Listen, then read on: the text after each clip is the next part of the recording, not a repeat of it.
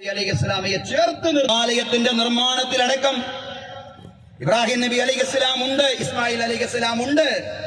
ഇബ്രാഹിം നബി അലൈഹിസ്സലാമയുടെ കൂടെ ഇബ്രാഹിമുൽ ഖവാഇദ മിനൽ ബൈത്തി വഇസ്മാഈലു റബ്ബനാ തഖബ്ബൽ മിന്നാ ഇന്നക അൻതസ് സമീഉൽ അലീം.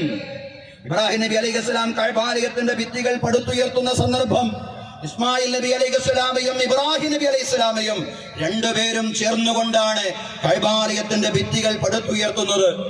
ഈ ഘട്ടത്തിൽ നടത്തുന്ന പ്രാർത്ഥനയാണ് റബ്ബനാ തഖബ്ബൽ മിന്നാ, പടച്ചവനെ ഞങ്ങളിൽ നിന്ന് ഈ സുഹൃതം നീ സ്വീകരിക്കണമേ എന്ന് പ്രാർത്ഥിക്കുകയാണ്. ഇന്നക അൻതസ് സമീഉൽ അലീം, പടച്ചവനെ നീ എല്ലാം കേൾക്കുന്നവനും നീ എല്ലാം അറിയുന്നവനുമാണ്. മക്കളെ കൂടെ ചേർത്തിക്കൊണ്ട് ദീനിന്റെ സാക്ഷ്യം നിർവഹിക്കുക. നിങ്ങൾ ദൈവസാക്ഷ്യം നിർവഹിക്കേണ്ടത് നിങ്ങളുടെ മക്കളെ കൂടെ ചേർത്ത് നിർത്തിക്കൊണ്ടാണെന്ന് വലിയ സന്ദേശമാണ്.